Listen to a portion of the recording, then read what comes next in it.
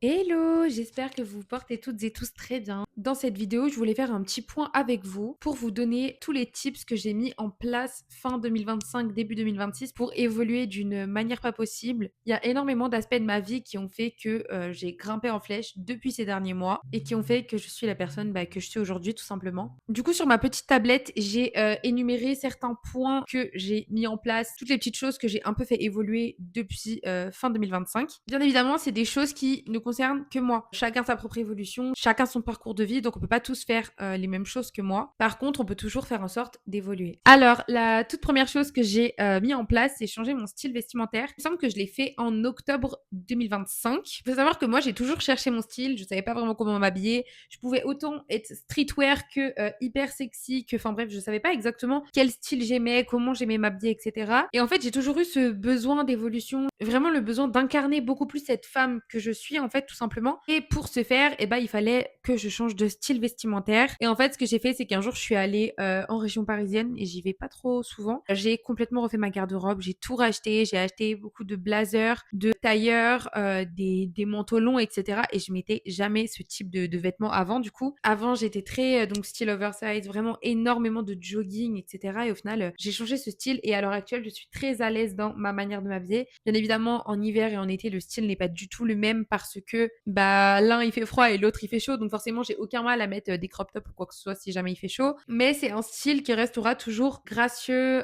élégant, épuré. Je sais pas si c'est vraiment les termes, mais voilà. Et je trouve que le fait de changer de style vestimentaire, ça m'a vraiment fait évoluer parce que ça m'a fait prendre confiance en moi, ça m'a fait savoir un peu plus qui je suis, donc connaître ma propre identité, parce qu'on est quand même beaucoup à pas savoir qui on est, à avoir un peu des styles différents, à essayer de copier sur les autres, etc. Donc maintenant, je suis vraiment beaucoup plus dans mon style. Je sais ce que j'aime, je sais ce que je veux, je sais quels vêtements j'aime pas, et voilà. Alors, le deuxième point, j'ai dit que j'ai commencé à épargner intelligemment. Alors, effectivement, ça, j'en ai déjà parlé dans certaines de mes autres vidéos, donc je vais un petit peu survoler le point. Vous pourrez regarder d'autres vidéos si le sujet vous intéresse, parce que j'en ai déjà parlé. Mais en gros, j'ai commencé à beaucoup plus structurer mes dépenses, structurer mes épargnes. Maintenant, j'ai un plan d'épargne très précis. J'épargne tant d'argent de côté chaque mois. J'ai un pourcentage que je mets sur chaque compte épargne parce que j'ai environ 7-8 comptes épargne. J'ai des comptes épargne pour les vacances, des comptes épargne pour les plaisirs, des comptes épargne pour les projets futurs. J'investis également en bourse et j'ai également acheté une formation du coup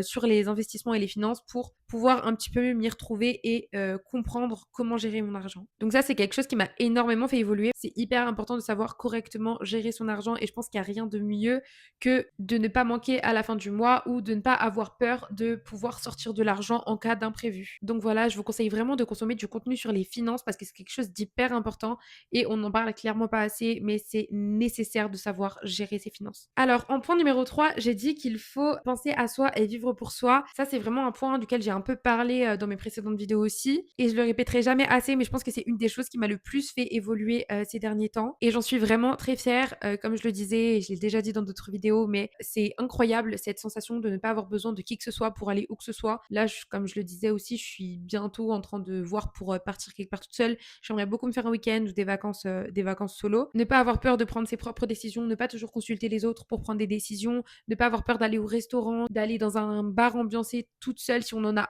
envie et le besoin. Parce que comme je dis toujours, si on doit toujours attendre sur les autres pour faire des choses, au final, on fait rien et c'est super dommage. En quatrième point, j'ai mis la remise en question. Bon, ça, je pense que énormément de gens devraient vraiment y songer. C'est même pas question de se remettre en question par rapport aux autres, par rapport à des disputes ou quoi que ce soit. C'est vraiment se remettre en question soi-même, faire une introspection et se rendre compte de ce qui va pas dans notre comportement, ce qu'il faut qu'on améliore obligatoirement, que ce soit dans les relations humaines, que ce soit pour notre propre bien-être. Il y a énormément de choses qu'on peut mettre en place pour évoluer et c'est juste nécessaire en fait. Parce qu'il y a beaucoup de gens qui disent ah je suis comme ça, mais c'est pas parce que t'es comme ça que c'est la bonne manière de se comporter, que c'est la bonne manière d'être. Par exemple, moi, j'ai un gros défaut, c'est que je parle mal. Là, vous devez pas le comprendre parce que je parle bien. Quand je parle avec des gens, je parle correctement, mais j'ai rapidement... je suis très sanguine dans mes mots en fait. J'ai tendance à vite m'emballer quand je parle et c'est quelque chose qui n'est pas joli et j'aimerais vraiment beaucoup travailler dessus. Donc voilà, c'est important de pouvoir se remettre en question sur tous ces aspects de la vie, sur notre façon de se comporter avec les gens. Il y a des gens qui doivent travailler leur maturité émotionnelle, enfin beaucoup de choses comme ça et pour moi c'est nécessaire. Donc là par exemple, je suis en train de vraiment travailler sur le fait de faire attention à ma manière de parler et de toute façon ça a toujours été un gros travail pour moi, même le fait de parler doucement, ça c'est... J'avais commencé à travailler là-dessus, j'avoue j'ai pas réussi à le continuer, mais c'est nécessaire. En 5e point, et ça je le répète et je le répète et je le répète, consommer du contenu éducatif. Je pense que c'est une des choses qui m'a fait le plus évoluer. Je pense que j'aurais même dû le mettre en numéro 1. J'aurais dû le mettre en premier parce que c'est littéralement cette chose-là qui a fait que toutes les autres ont suivi derrière. Le fait de consommer du contenu éducatif, ça va vous imprégner sans même que vous vous en rendiez compte les choses que vous assimilez. Je vous dis un truc bête. Pour vous donner un exemple, si par exemple vous êtes sur les réseaux sociaux et que vous voyez que des couples qui se marient, qui ont des enfants, des gens qui ont une vie de famille et en train de prospérer, etc., vous aurez instinctivement beaucoup plus envie de vous marier, d'avoir une vie de famille, etc., parce que c'est dans votre contenu et c'est ce que vous consommez. Donc là, c'est exactement pareil en ce qui concerne le contenu éducatif. Quand on consomme un contenu très régulièrement et que c'est quelque chose qu'on prend vraiment limite comme des formations, etc., votre cerveau l'assimile et petit à petit, vous allez commencer à faire des choses comme ce que vous voyez. Donc à ce niveau-là, je peux vous dire que j'ai vraiment beaucoup, beaucoup évolué. J'ai acheté, comme je vous le disais précédemment, une formation sur les finances et les investissements, qui fait que maintenant, je suis beaucoup plus dans ce moule-là. J'ai commencé à suivre des créatrices de contenu sur les finances et les investissements, parce que c'est des choses qui m'intéressent et c'est des choses que je trouve primordiales pour pouvoir vivre dans cette société, en fait, tout simplement. J'ai donc commencé à consommer du contenu sur l'éducation financière, mais aussi sur le développement personnel, comment devenir la meilleure version de nous-mêmes, comment se comporter en public, enfin plein de petites choses comme ça qui fait que vraiment ça nous fait évoluer. Et quand je vous dis que ce point est un des points qui m'a fait le plus évoluer dans ma manière d'être, c'est-à-dire que ça m'a même aidé pour le fait de trouver mon style vestimentaire, ça m'a aidé dans ma manière de commencer à épargner, le fait de se remettre en question, etc. Et tout ça, c'est en partie grâce au contenu que je consomme que j'ai commencé à changer toutes ces choses. Donc je trouve ça nécessaire. En 6e point, du coup, j'ai dit travailler son français, mais du coup, ça revient un petit peu au point que je disais avant. Pour moi, c'est nécessaire de travailler son langage, donc sa manière de s'exprimer, aussi bien en public qu'en privé. Parce que par exemple, moi, je suis quelqu'un qui parle très correctement quand je suis avec de grandes personnes, que je suis dans des magasins ou quoi que ce soit. J'ai vraiment aucun problème. D'ailleurs, je suis quelqu'un de très poli, heureusement d'ailleurs. Toujours dire merci, enfin, être toujours souriant d'ailleurs. J'aurais dû rajouter ça dans ce point, mais c'est nécessaire d'être toujours souriant, avenant avec les gens. Je vous jure que ça finira par vous le rendre. Il n'y a rien de plus moche que quand tu vas dans un magasin et que la serveuse ou bien la personne à l'accueil, elle est désagréable. Enfin, c'est horrible. Bref, donc ça va vachement dans la communication. J'aurais peut-être dû d'ailleurs appeler ce point travailler sa communication parce que c'est vraiment nécessaire. Et comme je vous le disais, de toute façon, en société, ça ne peut qu'être bénéfique pour vous de travailler votre élocution. En 7e point, j'ai mis reprise du sport. Alors ça, je l'ai recommencé il y a très peu de temps parce que je vous mens pas que j'ai pas énormément de temps entre YouTube et le travail, donc tout ça, ça me prend vraiment beaucoup de temps.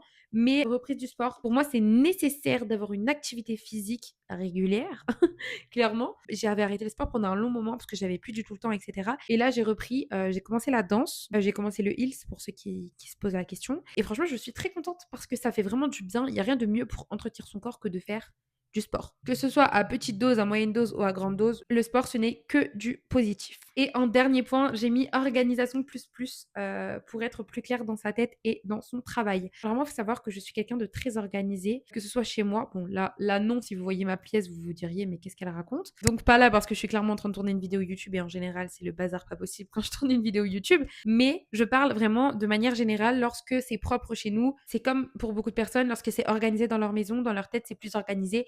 Et moi, je sais que c'est mon cas.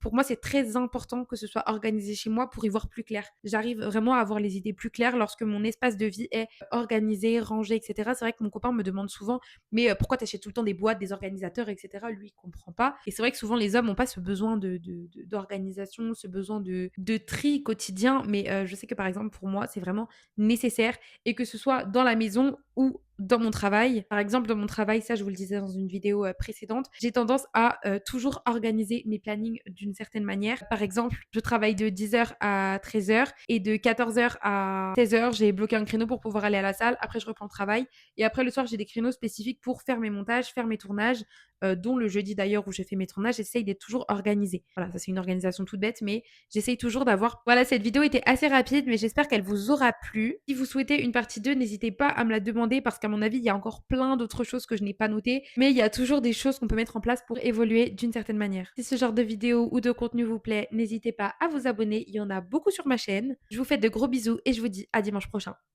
Ciao!